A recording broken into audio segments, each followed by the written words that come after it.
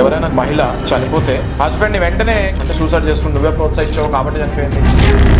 ఇట్లాంటి కేసులలో చాలా మంది అబ్బాయిలు జైళ్ళల్లో మునుగుతున్నారు. భర్తవ హెరాస్మెంట్ వల్లనే చనిపోయింది అని అనడానికి లేదు. There may be n number of reasons మనకు తెలియనివి.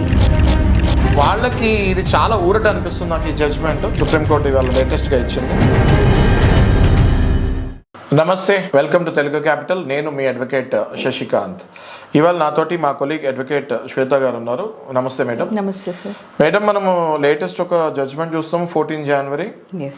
ఇందులో 113B ఎవిడెన్స్ యాక్ట్ కింద dowry death can't be presumed without clear evidence of incessant harassment అని సుప్రీంకోర్టు చెప్తాం జరిగింది. అంటే ఎవరైనా చనిపోతే మహిళ హస్బెండ్ని వెంటనే కట్నం గురించి నువ్వే చంపేస్తావు అని చెప్పేసి ఇట్లాంటి అబెట్మెంట్ ఫర్ సూసైడ్ అంటే సూసైడ్ చేసుకుని నువ్వే ప్రోత్సహించావు కాబట్టి చనిపోయింది.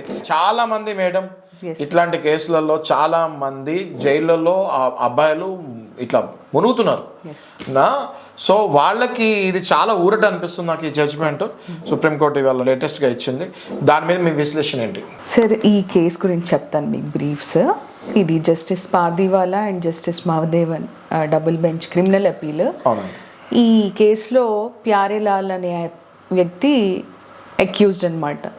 ఎవరైతే మహిళ చనిపోయారో కెరోసిన్ పోసుకొని ఆ అమ్మాయి వాళ్ళ హస్బెండ్ ఇతను. అయితే బ్రదర్ ఇన్ లా ఈ అపీల్కి వెళ్ళడం జరిగింది. ఈ కేసులో ఏంటి అని అంటే, usually before 7 years of marriage ఒక మహిళ అనుమానాస్పదంగా చనిపోయింది అని అంటే వితిన్ 7 years అంటే పెళ్ళైన తర్వాత 7 ఏళ్ల లోపు ఎప్పుడు చనిపోయినా ఒక ప్రిజంప్షన్ అనేది డ్రా చేసుకుంటాము. ఇది ఒక డౌరీ డెత్తో లేకపోతే హెరాస్మెంట్ వల్ల ఈ మహిళ చనిపోయింది అని. దట్స్ అ లా.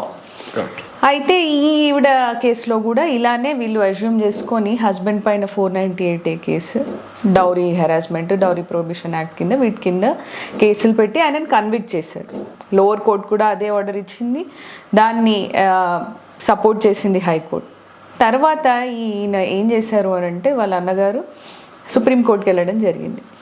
సుప్రీంకోర్టులో ఈ జస్టిసెస్ ఏమన్నారు అని అంటే, ఇప్పుడు 113A ప్రకారము మనము డౌరీ డెత్ కింద అజంప్షన్ చేసుకుంటాం, అది మన ఊహ వరకే. దాన్ని ప్రూవ్ చేయాల్సిన అవసరం డెఫినెట్గా ఉంది. కరెక్ట్. ఇప్పుడు అదే ఉంది ఇందులో చూస్తుంటే.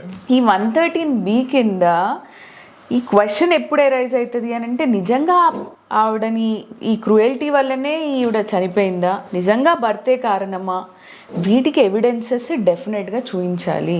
వితౌట్ ఎవిడెన్స్ ప్రిజంప్షన్స్ డ్రా చేసుకొని మనము ఊహల్లో ఇతనే ఈ వ్యక్తే భర్తవ హెరాస్మెంట్ వల్లనే చనిపోయింది అని అనడానికి లేదు. There may be n number of reasons మనకు తెలియనివి. అది ఒక బ్లాంకెట్ ఆర్డర్ లాగా మనము 7 ఏళ్ల లోపు చనిపోయింది అని అంటే భార్య భర్తే కారణము అనుకోవడానికి సో ఇది సరే ఈ కేసు. ఆయనకి ఏదైతే శిక్ష వేసారో దాన్ని సైడ్ చేసి ఎవిడెన్స్ ఉంటే గానీ దాని కింద పరిగణించకండి అన్నారు. చూసారు కదా మీరు అడ్వకేట్ శ్వేత గారు ఏం చెప్పారో. సో ఇలాంటి భర్తలు ఎవరైతే అనుమానాస్పదతో మీ వైఫ్ ఒకవేళ సూసైడ్ చేసుకున్నా లేకపోతే చనిపోయిన తర్వాత వాళ్ళ రిలేటివ్స్ వెంటనే ఆవేదనలో ఆ కోపంలో మీ మీద కేసు వేస్తాం జరుగుతుంది. చాలామంది భర్తల విషయంలో మీరు మీ భార్యను బాగా చూసుకున్నాము చనిపోయినా కూడా వాళ్ళ రిలేటివ్స్కి ఎంతో కోపం వచ్చేసి వెంటనే మీ మీద కేసు వేస్తాం జరుగుతుంటుంది. చాలా చూస్తూ ఉంటాం మనం. అలాంటి వాళ్ళకి ఇది ఊరట, మీరు తెలుసుకోవాలి. ఊరట ఏంటి అంటే ఎవిడెన్స్ ఉంటే కానీ మిమ్మల్ని ఈ పనిష్మెంట్కి అర్హులు కాదు. కాబట్టి ఈ అవేర్నెస్ ప్రోగ్రామ్ మేము ఏదైతే చేస్తున్నామో ఇది మీరు సబ్స్క్రైబ్ చేయండి, ఛానల్ని షేర్ కూడా చేయండి. సో దట్ ఈ అవేర్నెస్ జనాల్లో ఎంతో పెరగాలి.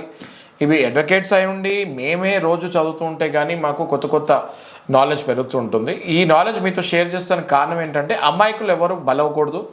చట్టంలో చాలా పరిధులు ఉన్నాయి, ప్రొవిజన్స్ ఉన్నాయి. ఈ ప్రొవిజన్స్ మీరు తెలుసుకుంటానికే మేము ఈ అవేర్నెస్ కార్యక్రమం చేస్తాం. థ్యాంక్ యూ శ్వేత గారు. Thank you sir.